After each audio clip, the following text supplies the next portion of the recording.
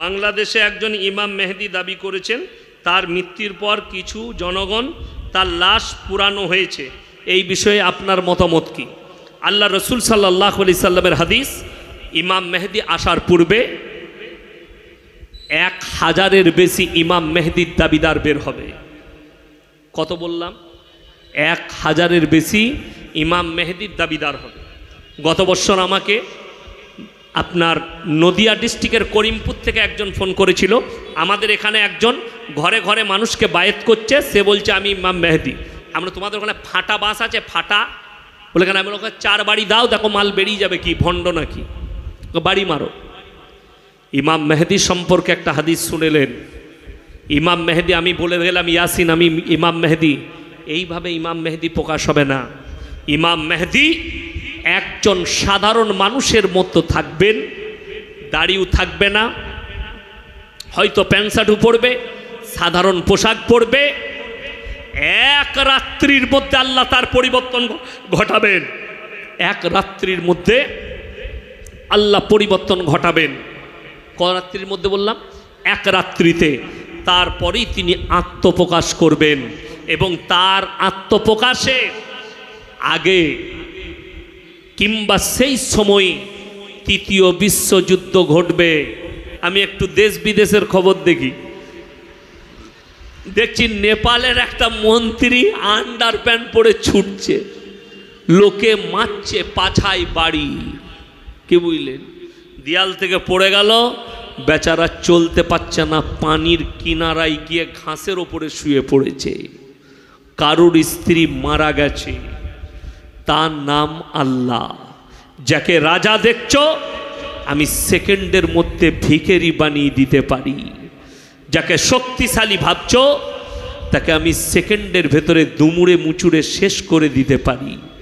গোটা পৃথিবীর শক্তি কার হাতে? সকলে বলুন, আল্লাহর হাতে।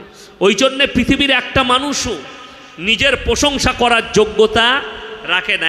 একমাত্র একজন যোগ্যতা রাখেন নিজের প্রশংসা করার, তিনি হচ্ছেন আল্লাহ রব্বুল আলামিন। কোরআন খুলেন, সূরায়ে কাহাফ একবারই শেষ আয়াতের আগের আয়াত আল্লাহ তাআলা নিজের প্রশংসা করলেন। এখানে একটা কথা বুঝালেন, মানুষ তোমাদের দৌড় কতটা, তোমরা কেমন আমার সৃষ্টি, আর আমি আল্লাহ কেমন সৃষ্টিকর্তা। কুল্লাউ কানাল বাহরু মিদাদাল লিকালিমাতি রব্বি লানাফিদাল বাহরু ক্বাবলা আন তানফাদা কালিমাতু রব্বি ওয়ালাউ জিনা বিমিসলিহি মাদাদা। হে আমার নবী, পৃথিবীর মানুষকে বলে দাও, যতগুলো পৃথিবীতে সমুদ্র আছে, সমুদ্র কয়টা? 7টা। যতগুলো সমুদ্র আছে, সব পানিগুলো যদি আমি আল্লাহ কালি করে দিই, কলমের কালি, আর তোমরা যদি আল্লাহর প্রশংসা লিখতে শুরু করো, সব পানি শেষ হবে। আমি আবার অতটাই পানি দেবো, আবার লিখতে শুরু করবে, সেটাও শেষ হবে। কিয়ামতের সকাল চলে আসবে, আমার আল্লাহর প্রশংসা করে তোমরা শেষ করতে পারবে না। জোরে সোরে বলুন সুবহানাল্লাহ। আল্লাহ প্রশংসা লেখে শেষ করা যাবে না। এটা হচ্ছেন আল্লাহ। আমি আল্লাহকে চিনালাম, চলুন এরপরে আমি বক্তব্য শুরু করব। এই ভারতের মাটিতে বর্তমানে 30 কোটি মুসলমান আছে। কত বললাম বাবা? 30 কোটি। এই 30 কোটির ভেতরে 10 কোটি মুসলমান আছে কি না সন্দেহ আছে। অনেক জনার মনে মনে হবে যে হুজুর প্রমাণ দিতে পারবেন? এই থানাটা মহেশতলা থানা, তো আমি ঢেকে দিয়ে যাব তোমাকে, প্রমাণে ঢেকে দেব, এত প্রমাণ দেব। সবাই ইমানদারির সঙ্গে বলবেন, ইসলামে সুদ খাওয়া হারাম না হালাল? হারাম। তাইলে মহেশতলা থানায় একটাও মুসলমান সুদ খায় না? আর কথা বলবে না। খাই না? খাই না? খাই। আমি কিন্তু গোল আলু মাল লয়, আর কারো বাঁয়ে বোয়ানো বক্তা লয়। এই সকালবেলায় শুনতে পাবেন চায়ের দোকানগুলোয় সুদখোর মাল কটা আমাকে গাল দিচ্ছে, ও বাজে হুজুর, ওকে আবার দাওয়াত দেয়। এই মাল কটা আমাকে গাল দিবে? ইমানদারির সঙ্গে বলুন তো, কোনো সুদখোর মাল যদি আমাকে গাল দেয়, সুদ হালাল হবে? আমাকে মারলে হালাল হবে? কেন হবে না? আমার আল্লাহ কোরআনে বললেন, ওয়াহাল্লাল্লাহুল বাইয়া ওয়া হাররামার রিবা, তোমাদের জন্য সুদকে হারাম করেছি আর ব্যবসাকে আমি আল্লাহ হালাল করেছি। জোরে বলুন সুবহানাল্লাহ। ব্যবসা হালাল, সুদ হারাম। যে ব্যক্তি হারাম জেনে সুদ খেলো, সে যেন আল্লাহর সঙ্গে যুদ্ধ ঘোষণা করলো। আচ্ছা, যে লোক আল্লাহর সঙ্গে যুদ্ধ ঘোষণা করলো, সেই লোক আর মুমিন থাকবে? কথা বলেন, মুমিন থাকলো না। এটা আল্লাহর কথা চলে গেল, কোরআনের কথা, রসুলের হাদিস। আল্লাহ রসুল বললেন, কেউ যদি, হে আমার সাহাবীরা শোনো, কেউ যদি হারাম জেনে 1 টাকা সুদ খায়, ক টাকা বললাম? 1 টাকা। নিজের মায়ের সঙ্গে, আপন জন্মদাতা মায়ের সঙ্গে 36 বার জিনা করার পাপ হবে। বলুন নাউজুবিল্লাহ। কতবার বললাম? 36 বার, 36। আল্লাহর সঙ্গে যুদ্ধ ঘোষণা হলো, মায়ের সঙ্গে জিনা করার পাপ হলো। এই লোক কি মুমিন থাকতে পারে? থাকতে পারে না। যারা পেশাদারি সুদখোর আছেন, তারা কান খুলে শুনেলেন, আপনি প্রতিনিয়ত 24 ঘন্টা প্রতি সেকেন্ড নিজের মায়ের সঙ্গে জিনা করার পাপ করছেন। নাম্বার 2, আপনি প্রতি সেকেন্ড প্রতি মুহূর্ত আল্লাহর সঙ্গে যুদ্ধ ঘোষণা করে যুদ্ধ করছেন সুদ খেয়ে। নাম্বার 2, আপনারা বলুন, মদ খাওয়া হারাম না হালাল? হারাম। আমি চ্যালেঞ্জ ছুড়ে বললাম, এই মহেশতলা থানায় প্রমাণ দেব, মুসলমান মদ খাচ্ছে, মদ বিক্রিও করছে। ঠিক বললাম না ভুল বললাম? প্রমাণ আছে। শুধু আপনার থানায় নয়, বজবজ থানায় দেবো, কলকাতায় দেবো, হাই রোডে দেবো, বর্ধমানে দেবো, যেখানে যে জেলায় বলবেন প্রমাণ দেবো। মুসলমান হাই রোডে মদ বিক্রিও করে, মদ খায়, অথচ জানে মদ, এই বোতলে যদি মদ থাকে, স্পর্শ করা কি হারাম। আজকে দুঃখটা কোথায় জানেন? দেখবেন মসজিদের ইমাম সাহেবকে মুসল্লিরা কি জিজ্ঞেস করে? ছেলেরা, হুজুরকে যদি একটু নরম মাল পায়, কি বলে? হুজুর, বিড়ি সিগারেট গুটকা খাওয়া কি? হুজুর বললে বাবা মকরু, তার মানে চালা, তাই তো? হুজুর মকরু বলে দিলে চালা। আচ্ছা বলুন তো, এখন যদি আমি স্টেজে বায়ান করছি, আমি যদি বলি কমিটির ছেলেকে, বাবা আমার মুডটা চাকছে না, একটা ক্লাসিক সিগারেট এনে দাও, আমার আর বায়ান কেউ শুনবে? যদিও শুনে পেছন দিকে বলবে, একে একে দাউদ দিলেবে, তো বায়ানই শোনা যাবে না। স্টেজে সিগারেট খাচ্ছে, আচ্ছা আমি খেলে হারাম আর তুমি খেলে মকরু, কবরে যাও, তোমার কেলানি রাখা আছে। কষ্টটা ওই জায়গায়। কাঁচা পেঁয়াজ খেয়ে মসজিদে যাওয়া যাবে? কাঁচা রসুন খেয়ে মসজিদে যাওয়া যাবে? নবীজি হাদিসে নিষেধ করলেন, কাঁচা পেঁয়াজ খেয়ে মসজিদে যেও না, তোমার মুখের দুর্গন্ধে একজন পাশের লোক কষ্ট পাবে। রসুলের হাদিস, তোমরা মুমিন ততক্ষণ হতে পারবে না যতক্ষণ পর্যন্ত তোমার কাছ থেকে তোমার প্রতিবেশী সুরক্ষিত নয়। তো আপনার পাশে যে নামাজ পড়তে দাঁড়াচ্ছেন, তাকে সুরক্ষা দেওয়ার কাজ আপনার। আপনার শারীরিক গন্ধে, আপনার মুখের দুর্গন্ধে পাশের ব্যক্তি যেন কষ্ট না পায়, এই জন্যে নবীজি নিষেধ করলেন। আচ্ছা বলুন তো, যারা বিড়ি সিগারেট গুটকা খায়, আতরের মতো সেন করে তো নাকি? আমি কিছু বলবো না।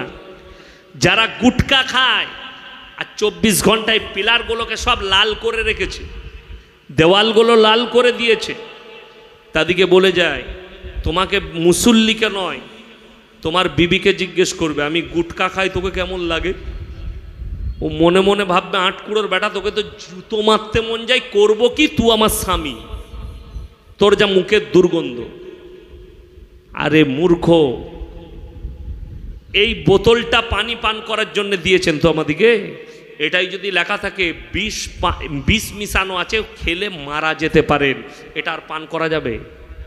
ইসলামে আত্মহত্যা করা কি হারাম, পাপ, আত্মহত্যা করা যাবে না। আপনাদের যাদের পকেটে সিগারেট আছে, যাদের পকেটে বিড়ি আছে, যাদের পকেটে গুটকা আছে, বার করে দেখুন লেখা আছে ক্যান্সারের কারণ, হানিকারক, আছে না নাই? লেখা আছে। তো আপনি জেনে শুনে আত্মহত্যার পথ বেছে নিচ্ছেন, আল্লাহর কাছে জবাবদিহি করতে হবে। জায়গা থেকে সরে আসুন। আমার মুসলমান ভাই, লটারির টিকিট হারাম না হালাল? হারাম। আপনাকে আমি মহেশতলায় দেখিয়ে দেবো, আপনাদের এই রোডের ওপরে দেখিয়ে দেব মুসলমান ছেলে লটারি বিক্রি করছে, লটারি কাটছে। ঠিক বললাম না ভুল বললাম? হারাম জেনে রসুলের হাদিস শুনেলেন। কিয়ামতের আলামতের মধ্যে একটা মারাত্মক আলামত তোমরা বুঝতে পারবে, দাজ্জাল আসার সময় হবে যখন, কখন? যখন মুসলমানের কাছে হারাম জিনিসগুলো হালাল হয়ে যাবে, তখন জানবে দাজ্জাল আসার সময় হয়ে এসছে। আজকে দুঃখটা কোথায়? একটা মানুষ সারা জিন্দগি সুদ খেলো, সারা জিন্দগি, মৃত্যুকাল পর্যন্ত সুদ খেলো।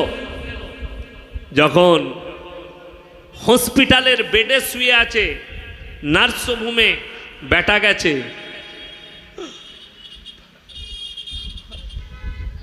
বেটা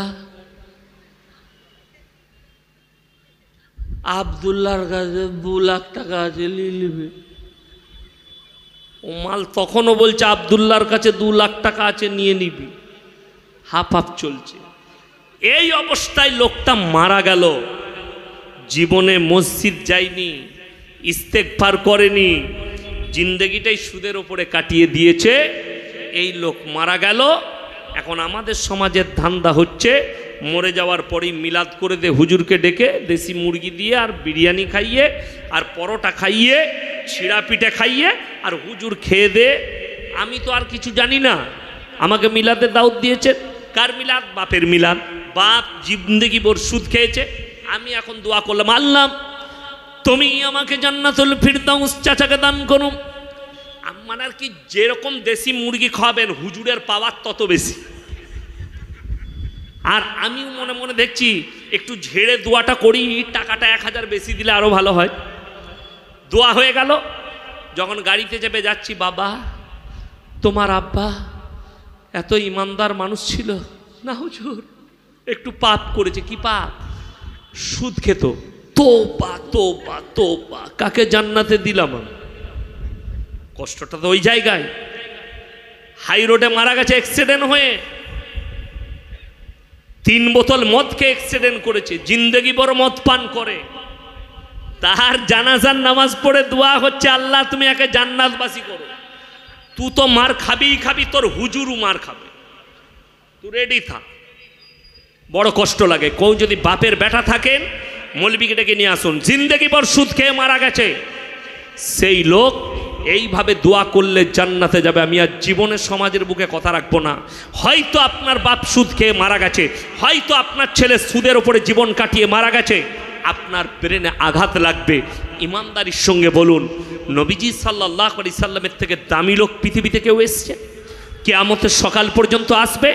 আসবে না। হাদিস খুলেন, আল্লাহর নবীর কাছে খবর এলো, ইয়া রাসূলুল্লাহ আপনার চাচা যান অসুস্থ অবস্থায় আছে, জাকামদানি হচ্ছে, উনি মারা যাবেন। আল্লাহর নবী ছুটলেন, চাচার হাতটা টিপে ধরে বললেন, ওগো আমার চাচা, একবার খালি কলমাটা পড়ে নিন। আমি আল্লাহর নবী মুহাম্মদ ওয়াদা করছি তোমার জন্য আল্লাহর কাছে কেঁদে কেঁদে ক্ষমা চেয়ে নেব। একবার খালি কলমাটা পড়ে নাও। আল্লাহর নবী সাল্লাল্লাহু আলাইহি সাল্লামের চাচা জানের উত্তর কি জানেন? হে আমার ভাইপো, আমি যদি বার্ধক্যে কলমা পড়ি, লোকে বলবে মৃত্যু ভয়ে কলমা পড়েছে, তাই আমি কলমা পড়তে পারবো না। আমার আল্লাহ রাব্বুল আলামিন নবীজির কাছে কোরআন পাঠালেন, ইন্নাকা লা তাহদি মান আহবাবতা ওয়ালাকিন্নাল্লাহা ইয়াহদি মান ইয়াশা। সকলে বলুন, হিদায়েতের মালিক কে? হিদায়েতের দপ্তরটা হে নবী আমার হাতে। আমার ইচ্ছা নেই, তোমার চাচা কলমা পড়তে পারবে না। রসুলের চোখে পানি, আল্লাহ নবীর দাড়ি মুবারক ভিজে গেল। চাচা যান দুনিয়া ছাড়লেন। ইমানদারির সঙ্গে বলুন, নবী পাইগাম্বার রসুল্লাহ যদি দোয়া করে আল্লাহ কবুল করেন না করেন না? করেন। শুনেন, কোরআনটা শুনলে বুঝতে পারবেন যে আল্লাহ কত নিখুঁত বিচার করেছেন। আল্লাহর কাছে এতটুকু চুল পরিমাণ অন্যায় হবে না, সব ন্যায় বিচার হবে। আল্লাহ নবী চাচা যান চলে গেলেন, নবীজি দোয়া করলেন আল্লাহর কাছে কি বলে, ওগো আল্লাহ তুমি আমাকে যতদিন না নিষেধ করবে আমি তোমার কাছে আমার চাচার জন্য কেঁদে কেঁদে ক্ষমা চাইব। নবীজি কাঁদছেন, চাচার জন্য ক্ষমা চাইছেন। আল্লাহ তাআলা জিবরিল আমিনকে পাঠালেন কোরআন নিয়ে, যাও আমার নবীর কাছে আর নসিহতটা পৌঁছে দাও। আল্লাহ দুজনকে নসিহত করলেন। কজনকে বললাম? দুজন। কাকে কাকে? মা কানা লিন্নাবিয়্যি ওয়াল্লাযীনা আমানু আইয়াস্তাগফিরু লিল মুশরিকিন ওয়ালাউ কানু উলি কুরবা। হে আমার নবী এবং মুমিনরা শোনো, নবী এবং মুমিন তোমরা শোনো, যারা মুশরিক হয়ে বেঈমান কাফের বদ্দিন হয়ে মারা গেছে তাদের জন্য দোয়া করতে পাবে না, যদিও তারা তোমাদের নিকটতম আত্মীয় হয়। নবীজির হাত নেমে গেল। আল্লাহ নিষেধ করলেন যে চাচা মুশরিক হয়ে মারা গেছে, বদ্দিন হয়ে আমাকে মানেনি, আমার নবীকে মানেনি, তার জন্যে নো দোয়া, হাত নামিয়ে লাও। নবীজির হাত নেমে গেছে। তুমি ইয়াসিনকে দাওয়াত দিয়েছ, তোমার বাপ জিন্দেগি ভর সুদে জীবন কাটিয়েছে। ইয়াসিনটা কোন ক্ষেতের মূলি যে দোয়া করে তোমার বাপকে জান্নাতে দিবে? নবীজি নিজের চাচাকে পার করাতে পারেননি, আল্লাহ নিষেধ করে দিয়েছেন। এটা 1 নম্বর বললাম। 2 নম্বর, গঙ্গা আপনাদের কাছাকাছি, তাই না? গঙ্গা, আমি তো ডকটা পেরিয়ে এলাম। যার নাম গঙ্গা তার নাম হুগলি নদী, তার নাম ভাগীরথী, তার নাম পদ্মা। এটা জানেন কি? হ্যাঁ, একটাই সব। ফারাক্কায় গেলে বুঝতে পারবেন। ফারাক্কায় গেলে বাংলাদেশের দিকে পদ্মা, ওপরটার নাম হচ্ছে গঙ্গা যমুনা, নিচের দিকে চলে আসছে এইদিকে গঙ্গা, কোথাও ভাগীরথী, কোথাও হুগলি নদী। এই নদীর পাড়ে একজন ব্যক্তি তার বাচ্চাকে নিয়ে দাঁড়িয়ে আছে। খুব ভালো করে শুনবেন, আমি পরে নবীর ঘটনা শোনাবো। দাঁড়িয়ে আছে, এই বাচ্চা যদি নদীতে পড়ে যায় আর বাপ যদি সাঁতার না জানে, তারপরও বাপ ঝাঁপ দেবে না? দেবে না? বাবা ঝাঁপ দেবে। কেন? পিতৃস্নেহ। আমার সন্তানকে বাঁচানোর জন্যে বাপ আগুনেও ঝাঁপ দিতে রাজি আছে, আমার সন্তানকে বাঁচাবো। আমার বন্ধুগণ, পৃথিবীতে এমন একজন প্রথম রসুল দুনিয়ার বুকে সব থেকে বেশি দিন তবলিগ করেছেন, দাওয়াত দিয়েছেন, তার নাম হচ্ছে হযরতে নূহ নবী। কোরআন বলছে 950 বৎসর দাওয়াত দিয়েছে। জোরে বলুন সুবহানাল্লাহ। 950 বৎসর তবলিগ করেছে মানুষের কাছে, তোমরা ফিরে এসো, আল্লাহর রাস্তায় এসো, আমাকে মানো। তারপরেও মুষ্টি কত লোক ঈমান এনেছে। হযরতে নূহ নবী লাশ অনুরোধ করলেন, হে আমার সন্তান, হে আমার পরিবার, হে আমার কওম, তোমরা আমার আল্লাহকে বিশ্বাস করো, তা না হলে আমার আল্লাহ তোমাদেরকে কঠিন আযাবে মুবতালা করবে। বলে তোমার আল্লাহকে জিজ্ঞেস করো। কেনান, তার ছেলে কিনান বলছে, তোমার আল্লাহ আমাদেরকে কি আযাব দেবে? বললে মসুল ধরার বৃষ্টি দিয়ে বন্যায় ডুবিয়ে দেবে। বলে তোমার আল্লাহকে বলো, তোমার আল্লাহ যদি বন্যা দেয় এমন উঁচু জায়গায় চেপে যাব যেখানে তোমার আল্লাহর পানি পৌঁছাবে না। বলুন নাউজুবিল্লাহ। কাকে চ্যালেঞ্জ ছুড়েছে? আল্লাহকে, নবীকে নয়। কাকে? আল্লাহকে। আল্লাহ বললেন, হে আমার নূহ, এরপরে তুমি তোমার নৌকায় চেপে যাও, যারা ঈমান এনেছে তাদেরকে নাও, আর যতগুলো জীব জন্তু পশু পক্ষী আছে সবাই তোমার নৌকায় চাপবে। আল্লাহ কি হবে তুমি মজা দেখবে। মসুল ধরার বৃষ্টি। রওয়ায়েতে আছে আজকের তারিখ পর্যন্ত, যেদিন থেকে আল্লাহ দুনিয়া শুরু করেছেন, আজকে তারিখ পর্যন্ত অত বড় প্রলয়, অত বড় বন্যা পৃথিবীতে ঘটেনি। মুফাসসিরিনরা লিখছেন সমুদ্রের পানিকে আল্লাহ 1250 ফুট ওপরে তুলে দিয়েছিলেন, গোটা পৃথিবী ডুবে গেছে। নূহ নবী নৌকার ওপরে, তার কম মারা যাচ্ছে, নূহ নবী চোখে দেখতে পাচ্ছে তার ছেলে কেনান ডুবে মারা যাচ্ছে। সঙ্গে সঙ্গে না থাকতে পেরে আল্লাহর কাছে দোয়া করে বসলেন, কি বলে? লা আসিমাল ইয়াউমা মিন আমরিল্লাহ, ওগো আল্লাহ, এটা আমার ওরসজাত পুত্র, তুমি একে রক্ষা করো। আমার আল্লাহ ধমক দিলেন, লামিনাল খাসিরিন, তার জন্যে দোয়া করো না যে আমাকে মানেনি, আমার নবীকে মানেনি, আমার দিনকে মানেনি, তা না হলে তোমাকেও ক্ষতিগ্রস্তদের মধ্যে ফেলে দেব। নূহ নবীর হাত নেমে গেল। একজন নবী নিজের সন্তানের জন্য দোয়া করতে আল্লাহ নিষেধ করলো, আর তুমি বলছো আমার বেটা মদের ভাঁটিতে জীবন কেটে মারা গেছে, গ্রামের মুসল্লিকে বিরিয়ানি খাইয়ে মিলাদ পড়িয়ে আর হুজুরকে দাওয়াত দিয়ে জান্নাতে দিবে। এই স্বপ্ন দেখাটা ভুলে যান। কিয়ামতের দিনটা বড় ডেঞ্জার দিন হবে। আগে বলবো, বর্তমান শুনেলেন তিনি একজন পয়গম্বর, তারপরও সন্তানের জন্য আল্লাহ দোয়া করতে নিষেধ করে দিলেন। আল্লাহর এই ধমকের কারণে গোটা পৃথিবী তোলপাড় হতে লাগলো। নূহ নবীর নৌকা টলমল করছে।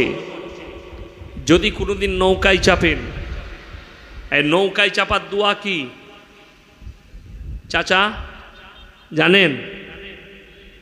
এমনি লোকে ডুবে মরছে। সবাই আজকে শিখে রাখুন, 12 পারায় সূরা ইউসুফে আছে। কোন সূরায় বললাম? ইউসুফে। বিসমিল্লাহি মাজরেহা ওয়া মুরসাহা ইন্না রাব্বি লাগফুরুর রহিম। এই দোয়া যখন চাইলেন, করলেন, আল্লাহ তাআলা পানিকে হুকুম দিলেন, হে পানি স্থির হয়ে যাও, আমার নূহের নৌকার হিফাজতের দায়িত্ব আমি তোমাকে দিলাম। জোরে বলুন সুবহানাল্লাহ। বেটার জন্য দোয়া কবুল হয়নি। আগে চলুন আমার বন্ধুগণ, আপনি নিজের আমলের দ্বারা পার হবেন। আজকে আপনার চিন্তাধারা আছে ইয়াসিন সাহেব যখন এসছে, এই ইয়াসিন সাহেবের মুরিদ হব, ইয়াসিন সাহেব আমি যতই পাপ করি এই লোকটাই আমাকে জান্নাতে নিয়ে যাবে। আপনাকে কোরআনের দুটো দলিল দেব। একটা হচ্ছে आतीहिम यौमल क़ियामती फरदा, जबकि क़यामत के दिन होंगे लोग हमारे सामने अकेले अकेले आएंगे। তোমরা একা একা উপস্থিত হবে আল্লাহর সামনে। নাম্বার 2, আজকে বলুন, বাপ আর বেটার সম্পর্ক বেশি না আমার সাথে আপনার সম্পর্ক বেশি? বাপ বেটার কিসের সম্পর্ক? রক্তের। মা আর